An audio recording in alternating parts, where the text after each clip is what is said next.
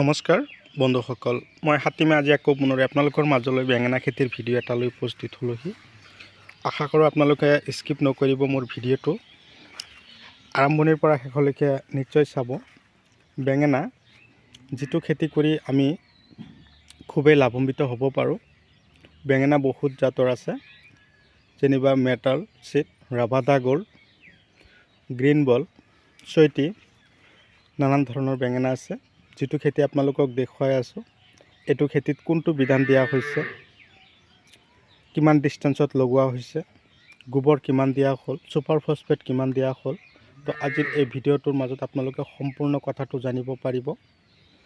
গছত বেঙেনা আটাইতকৈ বেছি লাগন দিবৰ কাৰণে আমি কি ধৰণৰ ফাৰ্টিলাইজাৰ দিম, গছৰ ডাল পাতবিলাক যাতে ফুটা নকৰে তাৰ কাৰণে আমি কি ধৰণৰ মেডিচিন দিম, গছৰ পাতত ক'লা দাগ পৰিলে আমি কি ধৰণৰ ফাংগিচাইডৰ ঔষধ স্প্ৰে কৰিম। তো আজিৰ এই ভিডিঅ'টোৰ মাজত আপোনালোকৰ লগত কথাখিনি সম্পূৰ্ণ শ্বেয়াৰ কৰিম। আপোনালোকে যদি মোৰ চেনেলৰ নতুন ভিউৱাৰ্ছ হিচাপে আছে তেনেহ'লে মোৰ চেনেলটো ছাবস্ক্ৰাইব কৰি দিব, কাষত থকা বেল ঘণ্টিটো লাহেকৈ বজাই দিব, যাতে এনেকুৱা ধৰণৰ উন্নত জৈৱিক, ৰাসায়নিক আৰু বৈজ্ঞানিক পদ্ধতিমতে কৰা খেতিৰ ভিডিঅ'ৰ নটিফিকেশ্যন অলৰেডি আপোনালোকে পাই থাকে। আৰু আমি বেঙেনা খেতি কৰোঁ ঠিকেই, আৰু বেঙেনা গছবিলাকত কিয় খুঁটা দিব লাগে, তো কথাখিনি বলক আলোচনা কৰোঁ। তো এই খেতি কৰিবলৈ হ'লে ওখ মাটি নিৰ্বাচন কৰি ল'ব। যদিও বৰ্ষাৰ সময়ত আপোনালোকে দ মাটিত বা নামনি মাটিত আপোনালোকে এই বেঙেনা পুলি নলগাব। ওখ মাটিত আপোনালোকে লগালে পানী জমা নহ'লে সেইটো খেতিত প্ৰডাকশ্যন বেছি হ'ব। আৰু প্ৰতি বিঘাত ছুপাৰ ফছফেট দিব 50 কিলো, পটাছ দিব 15 কিলো বেঙেনা খেতিৰ কাৰণে, ইউৰিয়া 10 কিলো, DAP 10 কিলো দি ধুনীয়াকৈ হাল মাৰি ধূলিময় কৰিব। কিন্তু বেঙেনা পুলি খেতিত লগোৱাৰ একমাহ আগতে আপোনালোকে পুলি পচাব, গুটি পচাই লৈ তাৰপিছত মোটামুটি 25ৰ পৰা 27 দিন যেতিয়া বয়স হৈ যাব তেতিয়া আপোনালোকে খেতিত দিব। এটা পুলিৰ পৰা আৰু এটা পুলিৰ দূৰত্ব ৰাখিব 2 হাত, শাৰীৰ পৰা শাৰীৰ দূৰত্ব 2 হাত ৰাখি আপোনালোকে এই খেতি কৰিব। কিন্তু লক্ষ্য কৰিব, বেঙেনা গছবিলাক আপোনালোকে কেতিয়াও ঘনকৈ লগাবৰ কাৰণে প্ৰস্তুতি নল'ব। কিন্তু বেঙেনা গছবিলাক অতি সোনকালেই আহল বহল হৈ যায়। সেইকাৰণে মই কৈছোঁ আপোনালোকে বেঙেনা খেতি কৰোঁতে অকণমান পাতলকৈ লগাব। 2.5 ফুট দিলেও কোনো কথা নাই, 2.5 হাত দিলেও কোনো কথা নাই। কথা হ'ল এই খেতিত আমি কি ধৰণৰ ফাৰ্টিলাইজাৰ দিম। জিভা 26 আছে, মাৰ্ভেল আছে, ষ্ট'প্লেজাৰ 95 আছে, উৰ্জা আছে।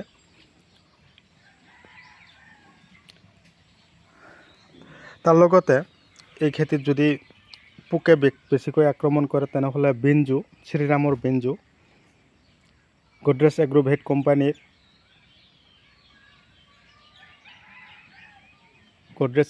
কোম্পানীৰ গ্ৰেচিয়া, চিনজিন্দা কোম্পানীৰ চেমডিছ, এইবিলাক ঔষধ ব্যৱহাৰ কৰিব। ধমাজ কোম্পানীৰ দাহাত ডাষ্টাৰ, এই ঔষধবিলাক যেতিয়া আপোনালোকৰ খেতিত দিব তেতিয়া আপোনালোকৰ খেতিত কোনো ধৰণৰ সমস্যা নাথাকিব। এই চাওক, এটা সমস্যা দেখা গৈছে, এইটো পোকৰ কাৰণে হৈছে আৰু ফাংগিচাইড। তাৰ কাৰণে ফাংগিচাইড যদি দেখা পায় লক্ষণদি জুৰিঅ' পাৱাৰ, আদামা কোম্পানীৰ ঔষধবিলাক আপোনালোকে ইউজ কৰিব পাৰিব। মাজে মাজে মেজগাৰ্ড স্প্ৰে কৰিব, দাদা গাৰ্ড, বায়'ড'জ, এই ঔষধবিলাক স্প্ৰে কৰিলে খেতিত আৰু কোনো ধৰণৰ পোকৰ আক্ৰমণ নাথাকিব। আৰু বেঙেনা গছৰ খুঁটাবিলাক এইকাৰণে দিয়া হয়, গছ যাতে হালি নপৰে, বতাহ মাৰিব। বহাগ মাহ আহি পালেহি, এতিয়া বৰষুণৰ বতৰ, মাজে মাজে ডুং দি দিব যাতে পানী ওলাই যাব পৰা ব্যৱস্থা থাকে। এই ধৰণৰ পদ্ধতি অৱলম্বন কৰিব। আৰু যেতিয়া গছত ফলন ধুনীয়াকৈ লাগন দিব তেতিয়া গছৰ এই বুঢ়া পাতবিলাক গুৰিৰ পৰা চাফা কৰি দিব, নহ'লে তাত কিন্তু ফাংগিচাইড লগাৰ সম্ভাৱনা থাকে, যাতে মাটিত লাগি নাথাকে। আৰু এই ধৰণৰ যেতিয়া সমস্যাবিলাক দেখা হ'ব দাহাত আৰু ডাষ্টাৰ স্প্ৰে কৰিব। তাৰ 2 দিন পিছতে গ্ৰেচিয়া নহ'লে চেমডিছ স্প্ৰে কৰিব। আৰু এই ফুটা কৰি আছে নহয়, তাৰ কাৰণে গ্ৰেচিয়া সপ্তাহত এবাৰকৈ স্প্ৰে কৰি যাব, আপোনালোকৰ খেতিত আৰু কোনো ধৰণৰ সমস্যা নাথাকিব। ভিডিঅ' চাই কেনে পালে কমেণ্ট কৰিবলৈ নাপাহৰিব। যিমান পাৰে আপোনালোকৰ লগতে চাই আছে, আপোনালোকে ঠিকেই আছে, আপোনালোকৰ লগতো বেলেগকো চাবৰ কাৰণে সুবিধা কৰি দিব। এই ধৰণৰ বেঙেনা খেতি কৰি যাতে আমি বৰ্ষাকালীন খেতি কৰি যাতে আমি চবেই লাখত টকা উপাৰ্জন কৰিব পাৰোঁ। বৰ্তমান বেঙেনাৰ বজাৰ কেনেকুৱা আছে আপোনালোকে কমেণ্টত জনাব। যিমান পাৰোঁ আমি চবে হাতে হাত মিলাই যাতে আমি আগুৱাই যাব পাৰোঁ। বৰ্তমান উজনি অসমতো আমাৰ দাদা বাইদেউসকলে খেতি বাতিৰ ওপৰত মনোযোগী আকৰ্ষিত হৈছে। মই তাকে কামনা কৰি অন্ততঃ আজিৰ ভিডিঅ' মই এইখিনিতে সমাপ্ত মাৰিছোঁ। পৰৱৰ্তী ভিডিঅ'ত পুনৰাই আপোনালোকক লগ পাম। ধন্যবাদ।